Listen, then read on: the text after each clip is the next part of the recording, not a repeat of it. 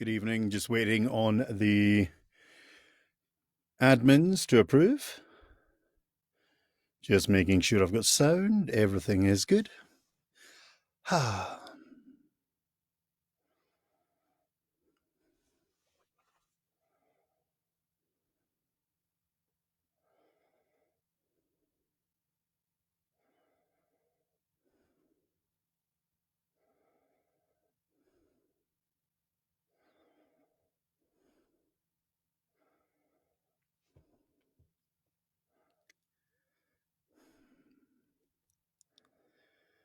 The clock is ticking, and we're just waiting on the admin's thumbs up.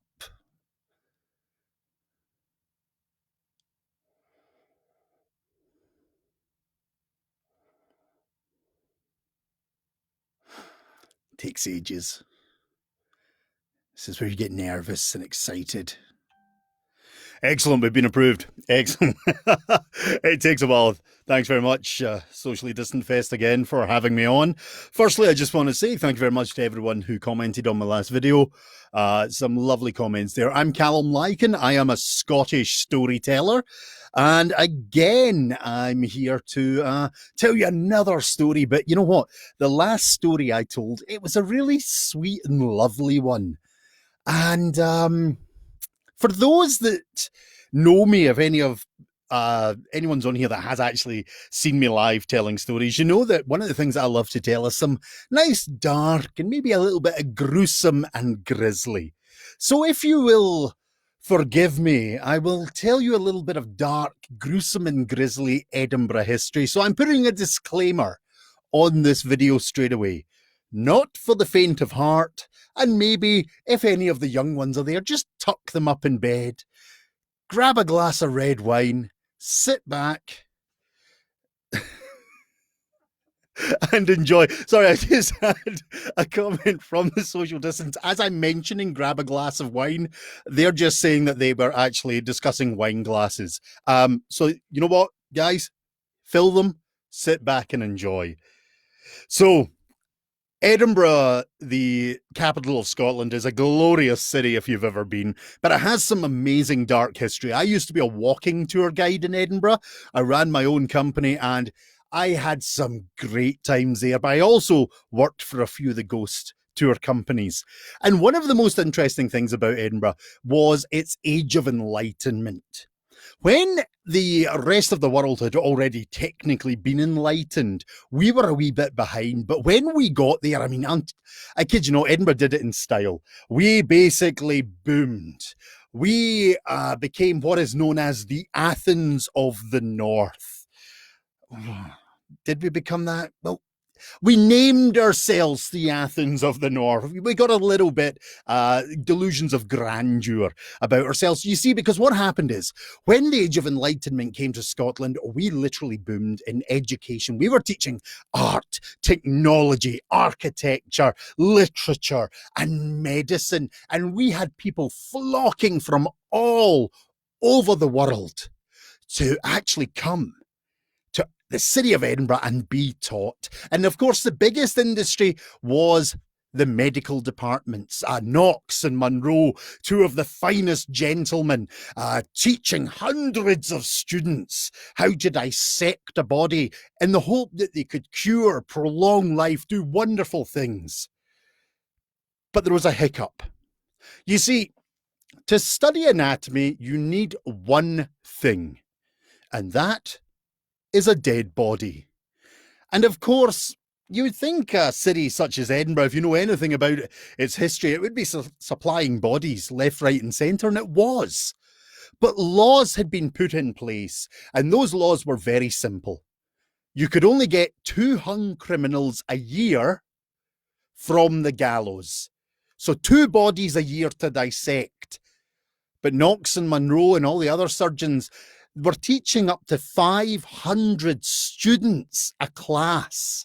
So for the mathematicians out there, let's just break that down for you. Let's say you have 150 students slicing and dicing and chopping and gouging and scraping and basically doing all the delightful things to a body. After they're finished with it, it's going to be a wee bit messy. Give it to the next 150 students to slice, dice, chop, gouge, garrote, maybe put on some mascara, prettify it, whatever they want to do. But after those 300 students have dealt with it now, what you've got left is pretty much soup. And that's leaving a lot of students without a body to dissect, to learn. And this wasn't going to do. How are we going to keep our status as the Athens of the North? Well, let me tell you something about the city where I worked in for 20 years. To this day, it is a city of opportunity, of enterprise, of hard-working and intriguing people. And back then, well, people were really good at coming up with ideas. But if you know anything about the Scots and our cuddly love affair with alcoholism, you'll know this. Most of the best ideas happen in the pub. And I'm sorry, this is an idea that can only happen in a pub. Let me paint you a picture. Men and women sitting in a bar, having a wee drink, chatting away to each other, talking about the anatomists. Oh, the poor souls. They've only got 2 bodies. The students are going uneducated. This is such a shame. And then somebody has one of those light bulb moments. Oh, wait, hear me out. I've got an idea. The anatomists need dead bodies. Right now, listen. Just over there is a graveyard filled with dead. No, wait, listen. Honestly, hear me out here. There's loads of dead bodies just waiting to be dug up. What if we were to dig them up and sell them to the anatomists? And as crazy as this may sound, ladies and gents, that's actually what happened. And it began what is known as the age of the resurrection men. Men and women sneaking into graveyards and digging up dead bodies. Now, literature will tell you that these individuals are kind of mindless thugs, but they're actually clever. They had to be. You see, the graveyards are patrolled at night by the sheriffs, by the soldiers of the city. So they had to come up with ways to sneak into the graveyard in the dead of the night. And that expression, if you think about the time we're talking about, still no traffic, no noise, any noise would be heard. They snuck into the graveyards.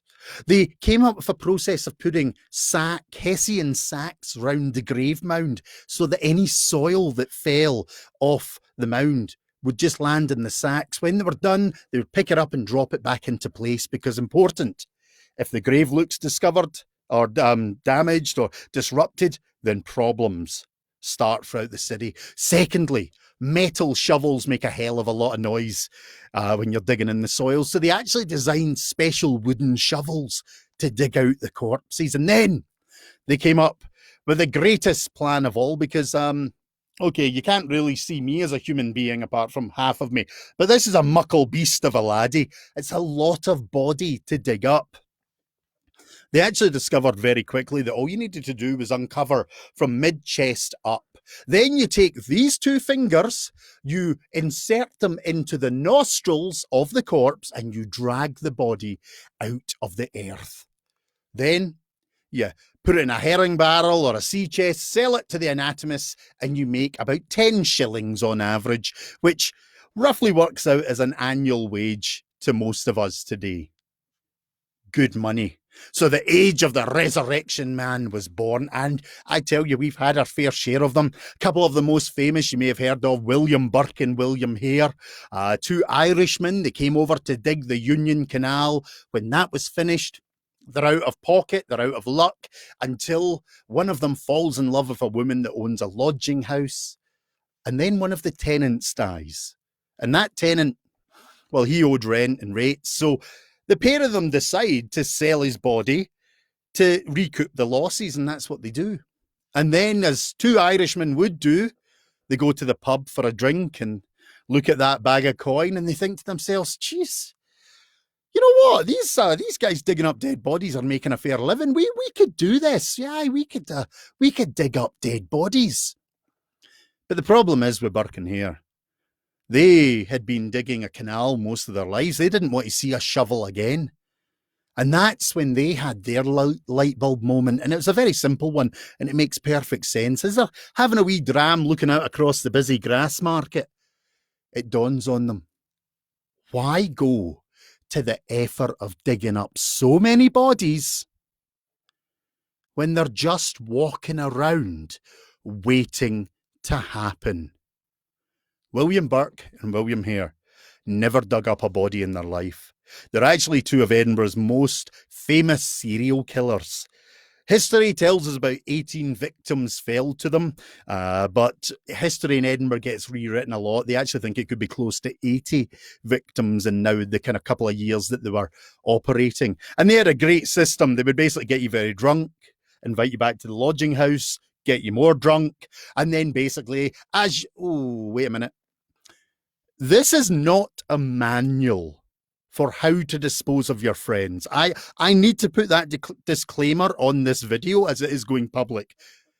This is not a manual. This is a historical evidence, okay? So just in case I get into trouble for it, I don't want to hear of anyone burking their friends, as the term was. But basically what you would do is you'd wait till they were very drunk and passing out. One would pounce on their chest and pin them down, while the other would clamp nose and mouth shut and shut off the airwaves. The person was so inebriated they would simply drift away into a calm sleep. And that, as I say, was called burking. Now, William Burke and William Hare were notorious serial killers, and they have got so many stories about them. But actually, the story I want to tell you is not about them. It's actually about another grave robber by the name of Brown. And Brown was, by all accounts, an amazing grave robber. His count was well into the 10s, maybe even close to the 20s. Records are a wee bit unsure, but he got lazy. He actually decided to follow the MO of Burke and Hare. He wanted to make his own victims, cutting out the middleman. But on his first attempt at murder, he's caught. He's arrested. He's put in jail. He's sentenced. And his sentence, of course, is to be hung at the gallows until he's dead. And Brown was hung at the gallows. He was taken off the rope. He was placed on a table. The doctor came in and did the usual. Checked for heart, checked for pulse, checked for breath, wrote the document and slammed it on his chest as he walked out the tent. Now, this must have come as a bit of a shock to Brown and the hangman who was standing in there, because as the doctor whacked at the death certificate on Brown's chest, it must have kick-started him a wee bit, because next thing, Brown is bolting upright, gasping for breath, and now he's looking at his own death certificate. But the problem here is now, the hangman's no impressed. You see, a hangman's job relies on doing the job well and having a body. That's how he gets paid. Reputation and actually a physical dead body. And now he's looking at a man sitting up breathing and definitely not dead. So now the hangman has a dilemma, but he resolves it very quickly. He grabs Brown by the scruff of the neck, drags him back up to the gallows, puts the rope round his neck and drops Brown a second time. But to make sure that Brown is finally dispatched, the hangman goes under the gallows, grabs Brown's ankles and drops all his weight to stretch Brown's neck a second time. Well, the hangman's fair chuffed with himself until he realises the problem. You see, a wee incident had happened many years before in Edinburgh to a lady by the name of Maggie Dixon, or her name is now affectionately Half Hang It Maggie. She actually survived the gallows, and due to a huge legal and religious case, it was actually decided that anybody who survives hanging in Scotland, it is classed as an act of God, which means you are free to go, no sins will follow you, you're free in the eyes of the Lord, everything's perfect, and you can continue your life. The hangman has just now killed a man who technically was an act of God, meaning the hangman has committed murder. The hangman is now guilty. The hangman could in fact hang himself. So he panics and then very quickly realizes there's a way to get rid of this body, and that is to hand it over to the surgeons, the anatomists for dissection, and he knows he'll make some coin, but also the old slice and dice will get rid of the evidence. So Brown's body is shipped to Surgeons' Hall, and the hangman breathes a heavy sigh of relief knowing that that poor body will just look like soup in no time. But Brown was never destined for something so mundane as the old slice and dice. In fact, Brown, his body was to be used in the most splendid piece of surgical theatre you could imagine. A while back, a very famous Italian scientist had created a process using chemical batteries and frogs. What he would do is he would wire up the frogs to the chemical batteries, and when a charge was put through it, the frogs would dance and hop. And the great Galvani had basically created this process. But now, his nephew, Galvani's nephew, had entered Edinburgh, years of developing his uncle's process, and now he wanted to show it off to the surgeons and the lords and ladies of Edinburgh City. And Brown was to be his new frog. Brown's body was strapped into a chair in Surgeons' Hall in one of the theatres. Electrodes were placed into his muscles. The audience was lords and ladies in all their finery, and surgeons to see this spectacle.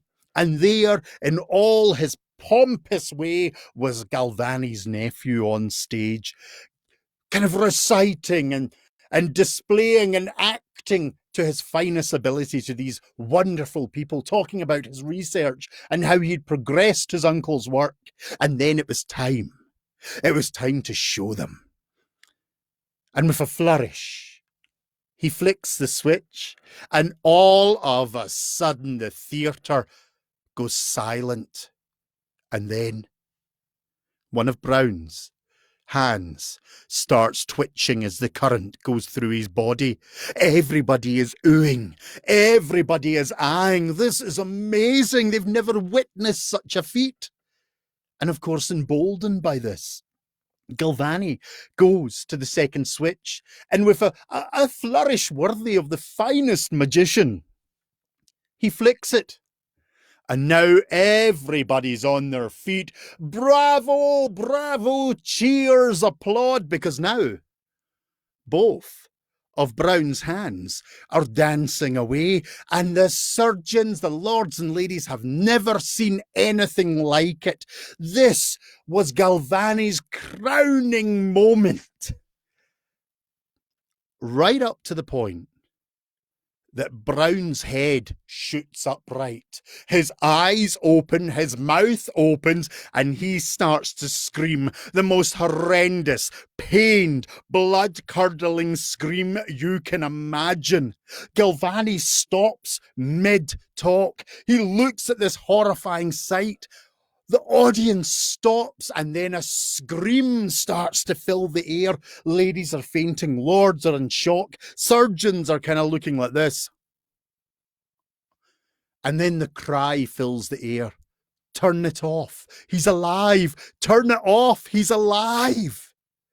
Now, in all the years that Galvani had been doing this experiment, none of the frogs had acted this way. So he is incredibly shocked by what he's seeing, and he panics. He doesn't know what to do. He's hearing this, turn it off. It's alive. Turn it off. He's alive.